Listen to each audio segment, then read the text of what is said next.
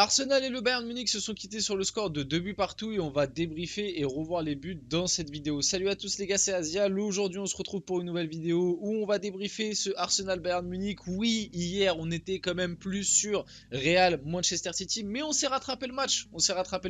Un match aussi très plaisant, quand même bien moins je trouve que le Manchester City, enfin le Real Madrid Manchester City, mais un match avec des buts, encore une fois, un match avec des retournements de situation. Arsenal qui mène, qui se fait rattraper, qui se fait mener ensuite par le Bayern 2-1 pour au final égaliser dans les toutes dernières minutes de jeu. Il y a aussi eu cette situation qui a fait pas mal polémique en fin de match sur le fameux penalty non sifflé, enfin en tout cas la faute qui n'a pas été sifflée sur Bukayo Saka. Est-ce qu'il y avait penalty? On va en parler dans cette vidéo, on va revoir les buts, les actions comme d'habitude, on va parler du match, des prestations.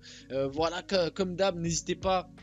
Si les débriefs vous plaisent, si la chaîne vous plaît, si vous voulez m'aider à faire progresser cette chaîne, n'hésitez pas à liker, à commenter, à partager, à vous abonner. Ça fait toujours plaisir, ça aide pour le développement du coup de tout ça.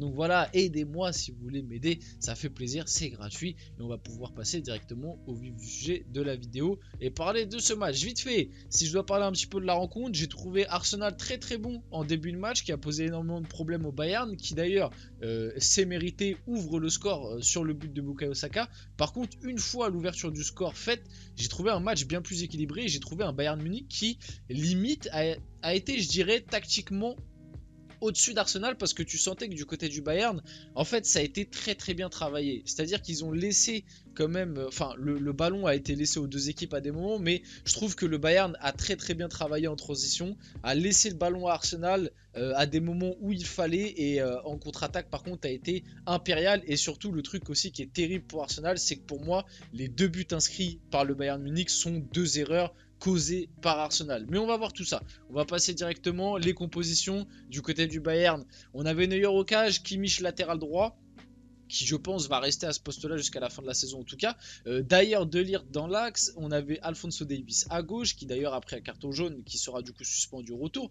Goretzka, Leimer, Gnabry qui revient à un très très bon niveau. Malheureusement, il s'est blessé, mais là il a été très bon face à Arsenal. En même temps, c'était son club formateur, peut-être qu'il avait une certaine motivation en plus, mais j'ai trouvé vraiment très très bon. Limite peut-être le meilleur bavarois, j'ai envie de dire. Musiala en 10, Leroy Sané à droite et Harry Kane en pointe. Côté Arsenal, Raya au goal. Raya, en plus on en avait parlé quand j'avais fait mes pronos, j'avais dit ce qui me fait peur avec Arsenal face au Bayern, c'est que pour moi, pour gagner ce genre de rencontre en Ligue des Champions, il faut un grand gardien et un grand numéro 9. Le numéro 9 d'Arsenal, c'est Kai Havertz. Alors ok, il revient pas mal en ce moment, mais pour moi Kai Havertz c'est pas un grand numéro 9.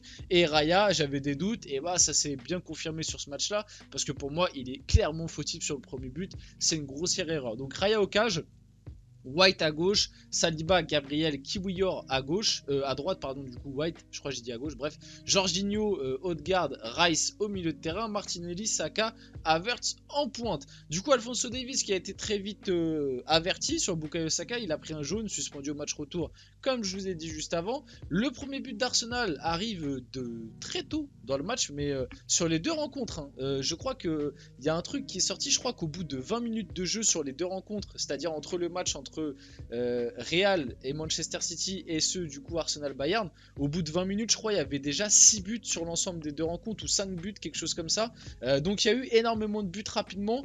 Odegaard qui va venir faire cette fameuse ouverture qu'on lui connaît sur Bukayo Saka. Bukayo Saka qui en début de match je trouvais très très très remuant, et je trouve qu'il a posé énormément de soucis à Alphonso Davies. Ça s'est un petit peu dissipé par la suite, même si en fin de match on l'a un petit peu revu, notamment avec cette fameuse situation où il y avait potentiellement penalty. Mais ouais, Bukayo Saka a posé énormément de soucis à Alphonso Davies, provoqué le jaune et le premier but. Donc là, il a le petit compte favorable. Il va venir s'appuyer sur Ben White. Ben White va lui redonner. Il va être trouvé comme ça dans la surface. Alphonso Davies qui, niveau marquage, là, c'est très très compliqué. C'est un petit peu ce qu'on parlait à chaque fois qu'on parle d'Alphonso Davies au Real Madrid. C'est que l'année prochaine, le Real Madrid, tu rajoutes Mbappé, tu rajoutes Alphonso Davies, défensivement, va falloir trouver un équilibre solide. Parce que là, Alphonso Davies, on l'a vu, il a eu énormément de mal face à un Bukayo Saka.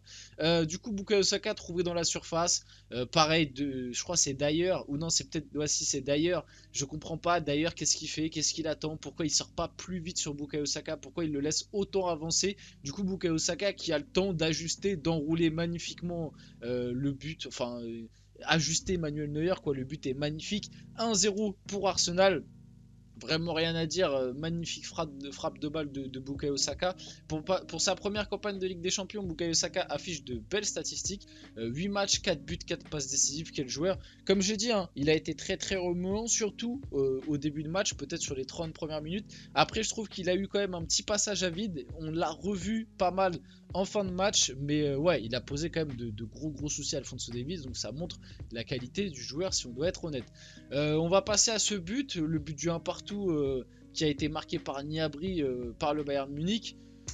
Voilà quoi, est-ce qu'on a besoin de parler plus longtemps? Qu'est-ce que fout David Raya là? On ne sait pas, pour un peu de contexte, parce que je vous ai pas mis toute l'action, sinon ça allait être vraiment trop long, mais en gros, on est sur un dégagement de Manuel Neuer. Donc dégagement de Manuel Neuer, logique, Gabriel court vers la balle. On le voit, il est pressé par Kane, mais là on le voit bien quand même sur l'image que, en vrai, même s'il est un peu pressé par Kane, qu'est-ce que fout Raya là? On ne sait pas, peut-être que c'est une erreur de communication, bref. On le voit quand même que Kane presse, mais il presse un peu tout seul. On voit il y a Kiwior qui pour l'instant n'est pas attaqué. Il y a quand même c'est Ben White, non c'est Saliba du coup qui est là. Bon, Raya qui est monté trop haut du coup qui empêche Gabriel de lui redonner le ballon en retrait. Bref, pour moi clairement, déjà il y a une erreur d'alignement, enfin de placement, c'est-à-dire que je trouve que les défenseurs d'Arsenal sont trop en dilettante et il n'y en a aucun qui vient vraiment proposer de l'aide à Gabriel et puis surtout Raya quoi. Normalement un gardien sur ce genre de situation il doit être dans sa surface ou alors entrer de surface pour recevoir une passe en retrait et permettre de couper directement le pressing. Je sais pas pourquoi Raya est monté aussi haut. Je n'ai pas compris. Je sais pas, peut-être que c'est une erreur de communication. Peut-être qu'il pensait que c'est lui qui allait récupérer la balle et pas Gabriel. Bref, du coup, Gabriel se fait un peu presser par Kane, mais pas de ouf non plus. Gabriel qui panique un peu, qui veut la relancer sur Kiwior. Kiwior qui loupe son contrôle. Du coup, ça revient dans les pieds de Sané, si je me trompe pas. Sané qui va trouver une belle passe en avant vers Goretzka. Goretzka qui va être trouvé dans cette situation. Gnabry fait le bon appel. Il va lui mettre un partout. Vraiment grossière erreur d'Arsenal, de la défense d'Arsenal. Et moi quand même je mettrais une grosse pièce sur le gardien, sur David Raya, qui pour moi est quand même le gros fautif de cette action à la base. Mais tu peux pas, en quart de finale de Ligue des Champions, tu peux pas en menant 1-0 chez toi faire des erreurs grossières comme ça. Ça on dirait des erreurs typiques Paris Saint-Germain. Je dis ça en tant que supporter du PSG, les gars, je peux vous dire que je m'y connais en termes d'erreurs de ce style. Non mais plus sérieusement, t'as pas le droit à ce moment-là du match, alors que t'avais plutôt le match en main, t'as pas le droit de te faire revenir de la sorte.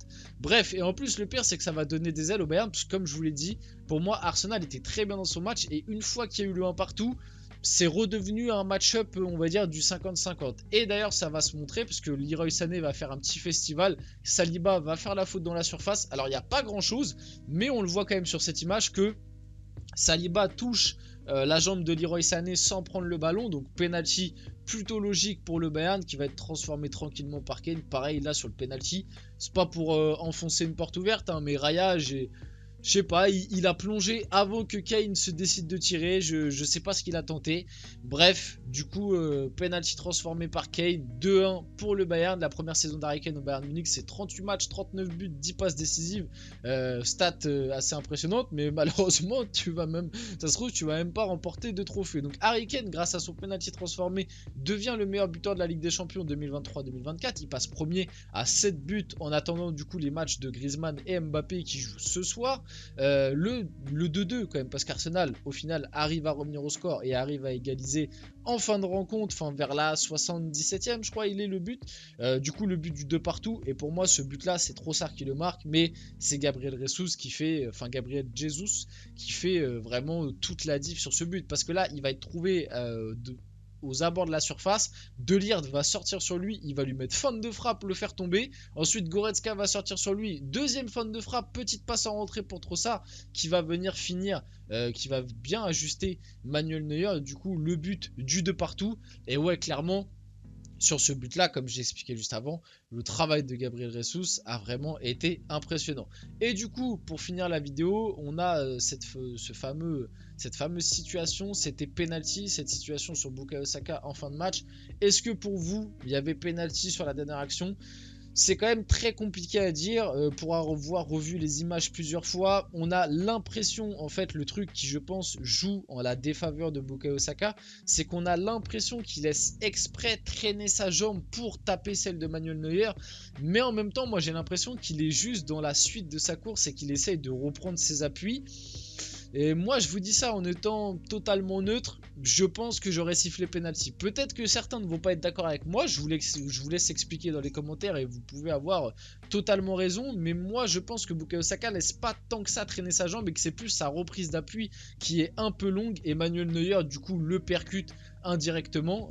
Du coup j'aurais sifflé penalty. Voilà, on va finir la vidéo là-dessus. Martin Odegaard a été élu homme du match. J'espère que la vidéo vous a plu. Si c'est le cas, n'hésitez pas à la liker, commenter, partager et vous abonner les gars. C'était Azial et on se retrouve très rapidement pour une prochaine vidéo.